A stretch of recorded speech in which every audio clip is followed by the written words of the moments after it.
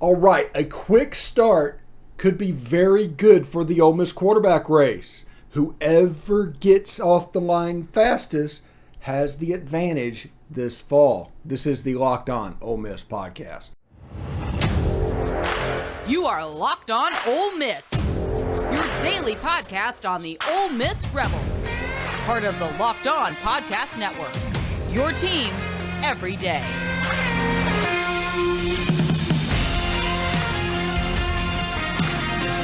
All right, thanks for tuning into the Locked On Ole Miss podcast. You can catch me down there at the Stephen Willis on Twitter, and thank you for making the Locked On Ole Miss podcast your first listen every day. We are free and available on all platforms. Hey, coming up in segment 3, we have an extended, supersized segment with John Whitaker from Big Game Boomer. He is Big Game Boomer. All the lists. We talk about what he does. We also talk about Oklahoma because, as you can guess by his name, where he's from. And we talk about Texas and places he wants to go in the SEC, and we just have a random conversation on this, honestly, kickoff weekend. But he specifically asked me if the SEC is going to penalize Torrance down, and I was like, no. They don't penalize Fins down. They don't penalize L's down. They don't do any of that. Texas is going to need some therapy after this is over, honestly. So it should be really fun. So thank you very much for tuning in. We have a lot to get to today, including that I've been sitting here thinking about it, okay? What do we want from the quarterback position this fall? And I think the earliest, whoever gets off the line quickest has a major advantage. Remember, fall camp and fall practice is about 20 practices, tops. And that's if you go every day. There's off days they throw into it, and camp's going to be a different story. But you have about 20 camp practices to get right. Then after that, you start game week, and everything kind of gets going, okay? But until classes start, you got 15 to 20, somewhere in there, depending on when they go. I guess they probably are going to start school sometime after the 20th of August, maybe the 23rd. That sounds about right. I don't know. I haven't seen the schedule. But if it's similar to what it was whenever I was there, it was about that. So you've got 20 practices. That means you can't really be a late bloomer in this situation. Or you're going to find yourself in week 6 of the season hoping that the starting quarterback has a bad game against Kentucky so you can go out there against Vanderbilt, and then you have a whole problem. You have all kinds of problems if that happens. So the faster one that you can get off the line between Luke Altmyer and Jaxson Dart, I think is going to be a major advantage for this competition. I think you'll be able to see. Now, remember with Jaxson Dart, you need a quarterback that is going to show some restraint. So I want to see him throw it to a check down a little bit. Even in there, whenever your helmets and T-shirts out there on the first practice of the year, I want to see him check it down to the running back. You have a 5-star out there. You have an Adrian Peterson level back over there. Over here, you have a Jarian Ely level back. You have weapons. Use them. Don't, chicks dig the long ball. Yeah, that's true. But if it's 3 and out and punt, that's not going to be a good look for you. So it needs to be reflective of an overall strategy. Don't go deep every time. Go deep every 6 plays. Do what the offense requires 5 plays. If you do that, you're going to be all right, and this offense is going to be fairly successful. You're going to make some plays in the deep game, and you're going to be able to function and move it down the field. That is the assignment for Jaxson Dart going into this football season. There's not really a way to get around that. Now, Luke Altmyer, first week of camp. I do not want him throwing to checkdowns on his shorts and shoulder pads. I do not want him to develop bad habits either. So we got 5 plays where the ball goes where it's supposed to go in the offense. And that one play we told about Jaxson Dart, yeah, you can let it rip. Same thing goes to Luke Altmyer. It might be a different type of thing, but it'll be good if you do that. If you have the offense where the quarterback throws deep and they kind of wing it 1 out of every 6 plays, you're going to be in good shape. The rest of the time you do what the offense commands.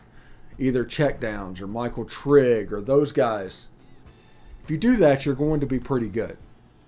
And I have said pretty consistently, it is one thing to be talented, it is quite another to be good.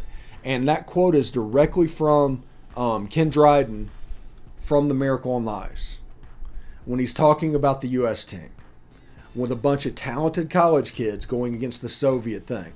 That's the reason he said it's one thing to be talented, it's quite another to be good. This team has talent all over the place. They have to figure out a way to make that manifest itself positively for the football program. If that happens, this whole transfer portal experiment works, there's a lot of pressure on Lane Kiffin this year. Not hot seat stuff, but there's pressure because he has gone all in on this transfer portal thing. And the media and everybody else is pushing back on, well, you can't do it that way. It's not going to work. So they have it cocked and loaded. Excuses if Ole Miss wins, and I told you so if Ole Miss loses. And all of that, I don't think that necessarily bothers Lane Kiffin. I think he's a little bit of a different cat.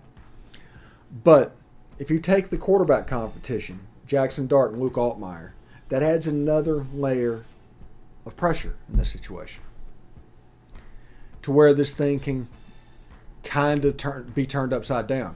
So it is going to be important for this football team to kind of, as quickly as possible, put to bed these bullet points that could be problem areas in the future. If you do that, and all of a sudden it's week 3, and your one question is, well, the personalities are clashing a little bit in your wide receiver room, you can focus that. You can do that. You can handle what is going on because it's not so big. It's not so broad. So that is one thing that I think you need to keep an eye on. Anyway, I do want to tell you about Built Bar and their coconut brownie chunk puff. You heard me. From the people who invented healthy and tasty comes the latest gift to your taste buds. You've probably tried the amazing coconut brownie chunk Built Bar, but guess what? Your friends at Built have been given the coconut brownie chunk the puffs treatment. That's right, coconut brownie chunk Built Bar, flavor that you love in a deliciously chewy marshmallow covered in 100% real chocolate is a fluffy cloud of coconut brownie goodness. But stop drooling and listen. They are good for you too. They're low calorie, low sugar, high protein, all delicious. All Built Bars are made with collagen protein, and your body can absorb that more efficiently, and it provides tons of health benefits outside of that. Eat something that tastes good and is good for you. So this is the offer. Go to Built.com. Use promo code LOCKED15, all one word, LOCKED15, and get 15% off your order. Use promo code LOCKED15 for 15% off at Built.com. All right, which NFL stars move the betting line the most? Starting July 18th, Locked On gives you the 50 most valuable players in the NFL from odds makers at BetOnline. That started Monday, by the way. It's available starting Monday on the Locked On podcast channel, wherever you get your podcast, and on YouTube. So that's pretty cool. So if you ever wonder who affects the line the most, these are the people that affect the line the most. I think the winner's probably going to be Josh Allen or Pat Mahomes, but that's just my opinion. We have to tune in and find out what's going on. So I want to talk about this. Ole Miss football put this out. Stripe the Vault, October 1st against Kentucky. Different rows are going to be wearing navy blue and red. It's going to be alternate, and it's going to be a stripe out. And I have concerns. This is from somebody that worked in the athletic department that has heard over and over and over again people that absolutely will not be told what to do, including what to wear. No matter how small it is, they're not going to be listening to it. So you end up with home games with everybody supposed to wear red, they're wearing baby blue, they wear whatever they want to, and sometimes it looks good, sometimes it looks pretty horrible. This one I'm giving a 24% chance of looking good. And I'm not even joking about that. A 24% chance of looking good, because I think people are just going to go total contrarian to where I don't want to wear blue, or I don't want to wear red. They don't even know which section they'll be in. They'll just know that they don't want to wear it, and that maybe they want to wear powder blue. And then they'll say, well, the team's not going to come out in blue and red stripes, so we're not going to match the team. And every excuse under the sun will be used as a reason for them not to do this. So I do not have much faith that this is going to be able to be executed. But if it is, it'll look really cool. It is hard to go wrong with red and blue. It just is. Hard to go wrong with red and blue. And this has a chance to look really good on TV. Kentucky is in town with that royal blue, so it's going to stand out everybody that's against the Kentucky people. They travel fairly well, but I don't expect them to travel that well for football. But Ole Miss has a chance to do something unique. Now, we've heard the complaints over the last year about Ole Miss not picking a shirt color and sticking with it. And everything is all excuses. Every single thing is excuses. You know these people. It didn't happen because of X, or it didn't happen because of Y. But the reality is it didn't happen because you didn't want to do it. Well, something like this is going to require buy-in from most of the fan base that is doing this. If you are in section M, you have a certain color that you have to wear. If you are in certain section, in the student section, hey, it's all red. The ones that it's easiest to get on the same page, it's all the same color. I do laugh at that too.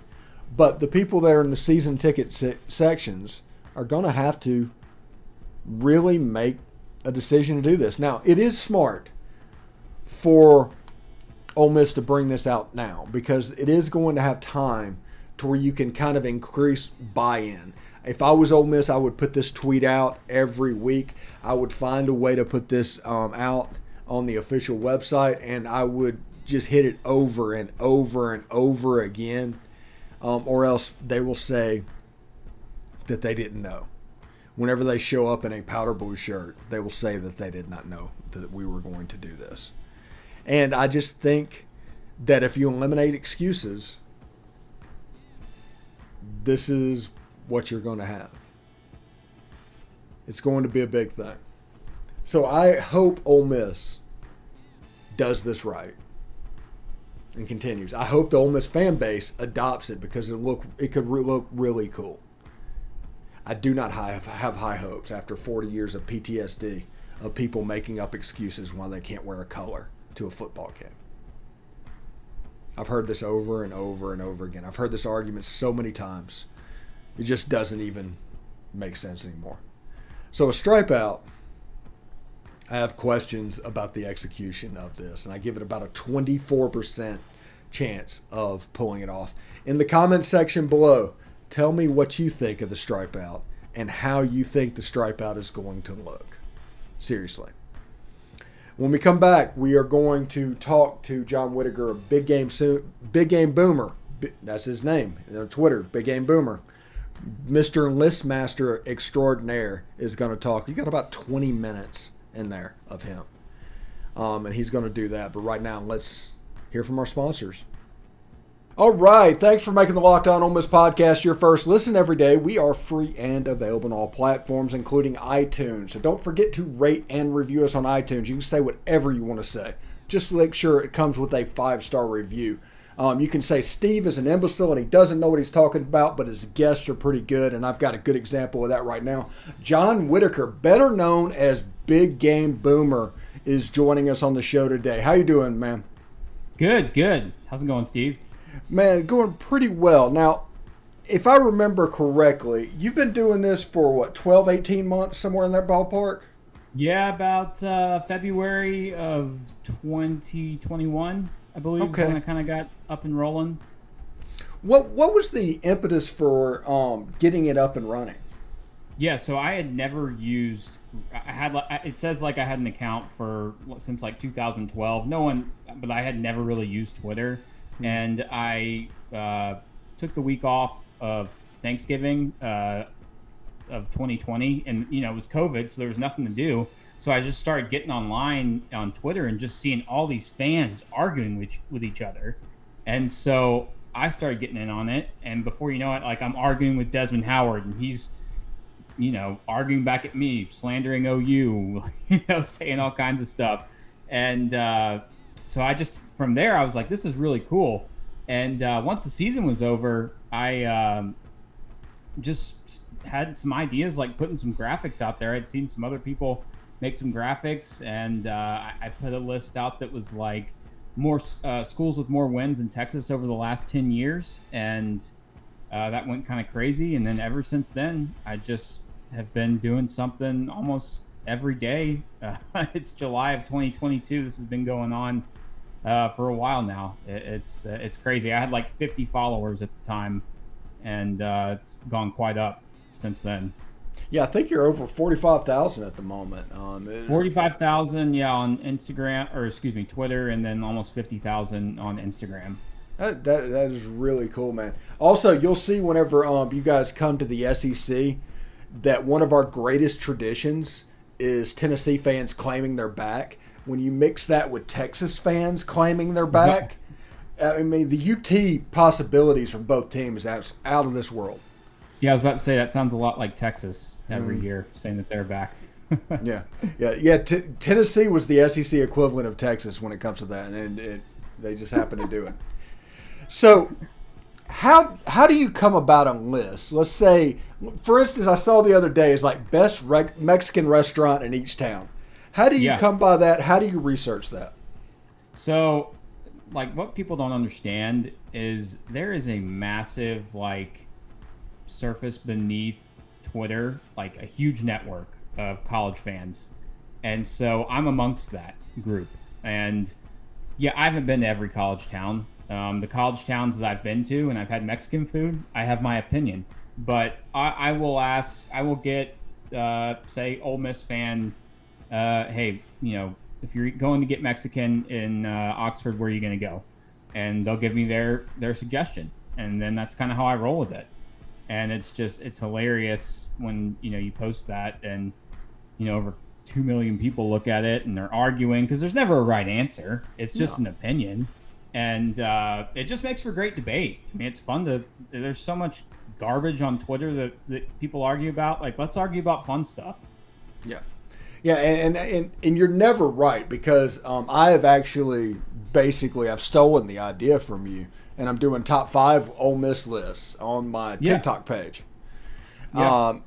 And it's never, somebody always chimes in that you're absolutely incorrect, and this is why, and it doesn't really matter either way whether they are, because at the end of the day, it's just my opinion on what's going on. But I say that to say this. What is your favorite list that you have done? Favorite list, and this was kind of when I was just kind of getting started. I did the best pizza joint in every college town, and kind of doing my research, asking people, and I put Chuck E. Cheese for Alabama. And I mean, true story, one of my relatives went to Alabama, and I was like, I don't think she really ate pizza. And I was like, what's the best pizza joint? And she's like, well, there's a Chuck E. Cheese pretty close to campus, but other than that, I don't know. So I just kind of ran with Chuck E. Cheese. And before that, Chuck E. Cheese was trending on Twitter all day, and I mean, everyone was just making these jokes about Alabama. Nick Saban, that's where he takes his recruits, to Chuck E. Cheese, and it was pretty fun. That was really when it all kind of got started.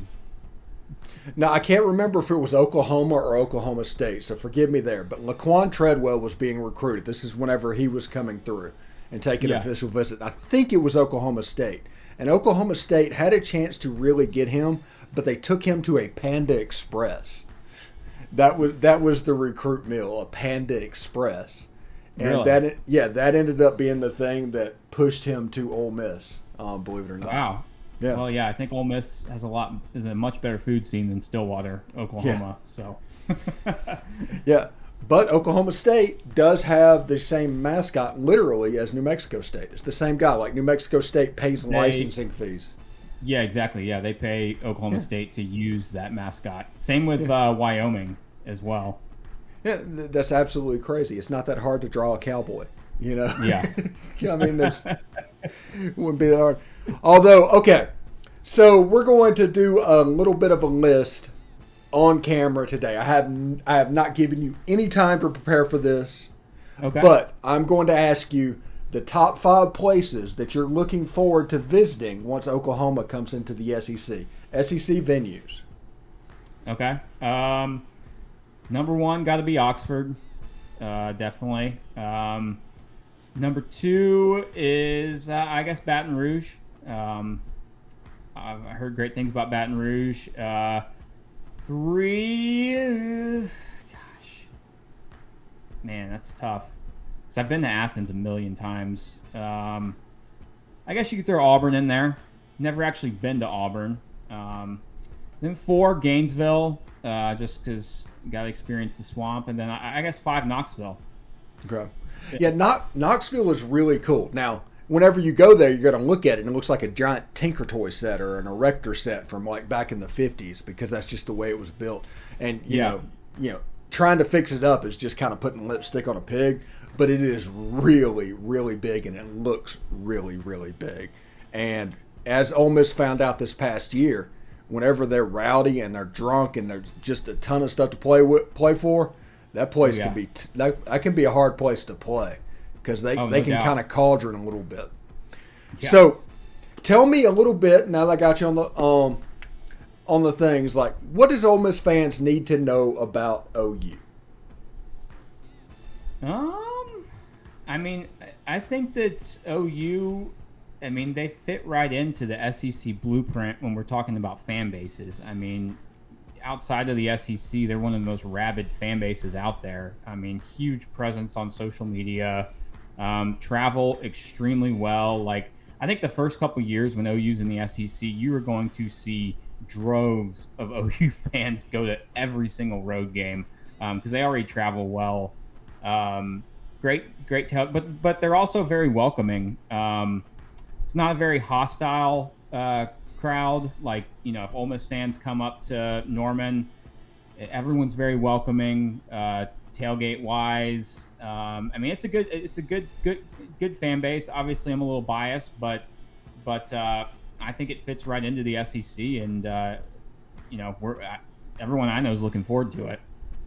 Yeah, I'm looking forward to it a lot, especially. I haven't heard anybody ask him about it since it's said, but I'd like to know what Marcus Dupree has to say about all this. Working down in Mississippi, you know, as a former OU player that kind of spurned the SEC back in the day, I'm curious of what his thoughts might be. Best that never was. That's Marcus Dupree. Yeah, he actually, like, you watch that for 30 for 30, and you realize that Marcus Dupree was so good, he got Barry Switzer out of the wishbone. That's how good of a running back he was. That 30 for 30, I watched that because, of course, I wasn't even alive when he was playing. But, man, he was just a beast. Just ran over people like crazy.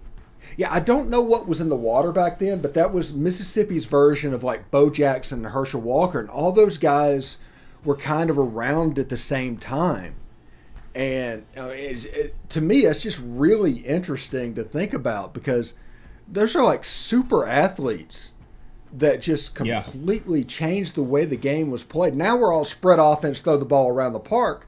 But back in the day, it was like 3 yards in a cloud of dust for everybody except those teams. Those teams were 5 yards in a cloud of dust. Yeah, for sure, man. Yeah, it's really cool. I hate to get off on a tangent about Marcus Dupree, but yeah, he was the man. Yeah, he was a dude. And even after the ACL, and that was back when an ACL injury was kind of a death sentence for a football player. But he tried to, like, do the New Orleans Breakers, the USFL, and he went to the Los Angeles Rams, but he just didn't have the thing that made him so special. Mainly because if you look at the rugs they played on back then, It was like just basically playing on concrete, and you had Oklahoma with like a 24-inch crown in the middle of the field and sloped. Absolutely ridiculous. Yeah. No, crazy. Different times for sure. The game has come a long way. Okay.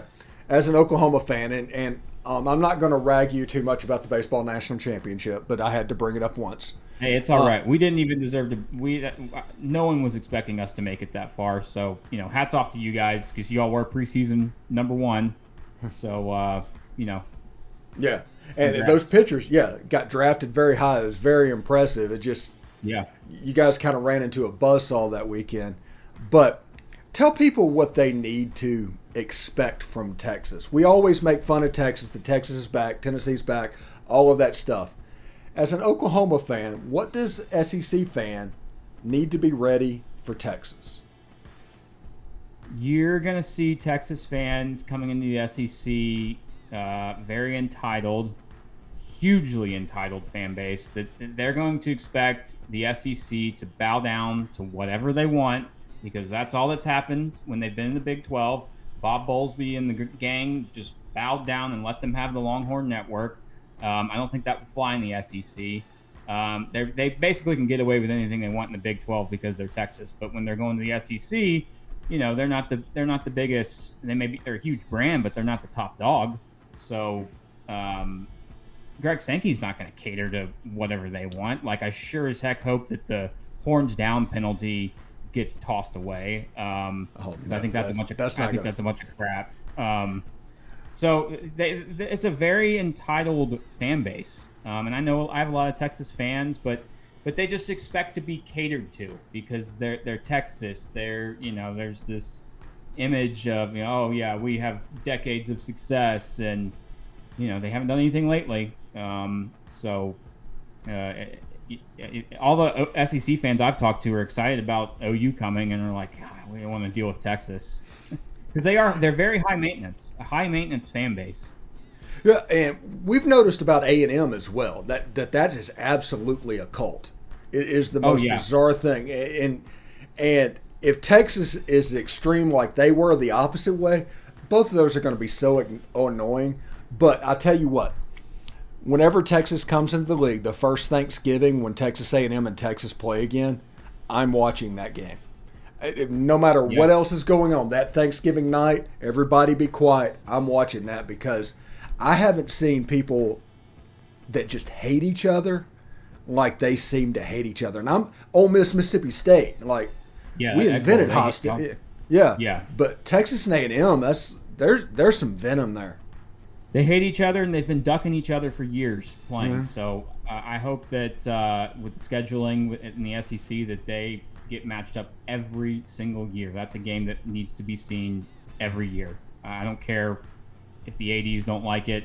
Greg Sankey and the scheduling committee needs to put those two together every year. Yeah, and just to say, like Texas wants to be catered to and all that, they're entitled. Yeah, and in the SEC there are 6 Texases. So exactly. they're not going to be able to big boy absolutely everybody in the conference because Alabama and LSU and Georgia and Florida, they're going to be like, calm down, Exactly. Yeah. That's one of the most things I'm looking most forward to is just the Texas arrogance, and I think a lot of that's going to go away pretty quickly. Yeah, and I think it's good that they decided to give up the Longhorn Network to come into the SEC. Oh, thank God. Yeah. Because I have a video on my site. It's kind of a history of realignment, and it kind of started before the Longhorn Network, but the Longhorn Network really kicked everything off. Yeah, absolutely. And we just kind of went through it chronologically and everything, and it just Texas starting bullying people into voting down a Big 12 network so they could start their own. Somehow they agreed to do that, and all of a sudden Nebraska bolts out, but Nebraska voted against the network just like everybody else because they thought they could get their own network, but they couldn't. Yeah. And it just turned into a whole bunch of chaos, and now USC and UCLA is in the Big Ten basically because Texas wanted their own network. Yeah. No, I tweeted that a couple weeks ago. I was like, we're all arguing about this now, but you can basically trace all of these moves back to the Longhorn Network. Mm-hmm. So blame Texas for a lot of this realignment that's going on right now.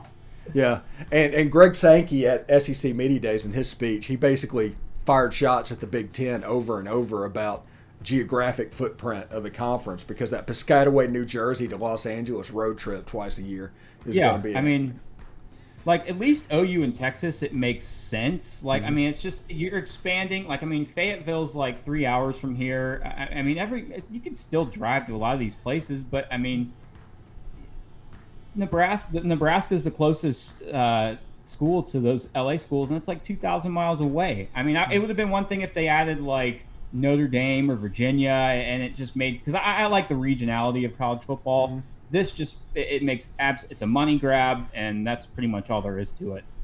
Yeah, and people that say Oregon and Washington to the SEC, they're just not paying attention and just throwing stuff at the wall, because the SEC would never take either of those two teams. I think if the SEC expanded, if that happened, you could see a team like North Carolina, you could see Florida State, you could see Miami, you could see Virginia, even Kansas. And it would make sense footprint-wise, maybe not necessarily football, but if you needed somebody to get to 20, Kansas as a basketball brand, there'd be worse ones to get. But it would be neighboring states at a maximum, like Kansas and Missouri. That it would be worth it to have that game back. Absolutely. That's a game we definitely need. Yeah, people don't realize the hatred that comes with Kansas and Missouri, because they're not good at the same time very often. But that goes back to the Civil War. There's all kinds of hate in that rivalry. Oh yeah, no, those schools need to be playing every year for sure. Mm-hmm. And eventually, my idea, by the way, before I let you go, I had an idea of, like, if we're going to do this super conference thing. If we were going to do this, we need to, as the SEC, just go through and get basically 8 teams out of the SEC, grab a couple of teams out of the Big 12, and set it up with pods to where you have a Big 8 division with Oklahoma State, Missouri, Kansas, those guys in a pod. You've got a Southwest division with Texas A&M. And some schools that would fit down there. And then you have the OG SEC and the OG ACC. And that is your super conference, because the pods actually becomes what the conferences actually was at one time. Yeah. No, sign me up. Sign me up for that. I like it. Yeah, because, to me, it drives me absolutely bonkers to think that a quarter of the Big 8 is going to be in the SEC. That one's just weird for me. Stupid. As somebody that watched on Fridays Oklahoma and Nebraska back in the days, whenever they would just beat the heck out of each other, and the final score would be 13-12. One team running the I formation, one team running the wishbone, but they're essentially running the same offense, and just kind of imposing their will down the field. That just became a yearly thing for me. And that's what the Big 8, like back in the days when Colorado and Bill McCartney and those guys running the I-bone with those guys, like Eric Bieniemy and that. And, Iowa State and Kansas State couldn't beat their way out of a wet paper bag. And then you have Oklahoma State, where every now and then they'd have somebody like Barry Sanders and Mike the Mullet at quarterback, and they'd be all right. But most of the time they were kind of in the middle of the pack, and then they were right there with Missouri. But that's the way I think of the Big 8. And I hate that when the Big 12 was created, because of all of the SMU and all the cheating that happened in the 80s, the Southwest Conference collapsed, we ended up losing the Big 8 because of that. That's the weird thing that I don't think people realize. Yeah, no, conference realignment is one of those things that, it just, a lot of it you can blame Texas for. Almost all of it, really. Yes. And by the way, the SEC always want more money. Yeah, SEC is not going to ban horns down. Arkansas does horns down on like a random Wednesday in February, even if no Texas fans are around. They're never going to stop doing horns down. They like teach it as a freshman level orientation up in Fayetteville, even though they haven't played regularly. If they can do horns up, then you should be able to do horns down. I mean, it's ridiculous. That's a taunting penalty. And the Kentucky-Louisville game, the Kentucky fans does the L down. And that's not a penalty? That's not a penalty at all. Yeah. Good. Mississippi State does the down fin thing because Ole Miss did. Yeah. Yeah. So all of that, none of that gets a penalty. And, yeah. Texas is going to need some therapy after the first year through the SEC. I'm quite certain. It's going to be a rude awakening for sure. Anyway, thank you, John. And get more on the SEC by making Locked On SEC your second listen. Every day, host Chris Gordy and the local experts of Locked On take you across the SEC in 30 minutes or less. Make Locked On SEC your second listen every day. John, thank you so much for stopping by, man. It's going to be a lot of fun. And if you ever need some help with Ole Miss, I'm here to help you out, bud. Absolutely. I appreciate you, Steve. Yeah, you take it easy. All right. Have a good one, man. All right. See ya. All right, bye.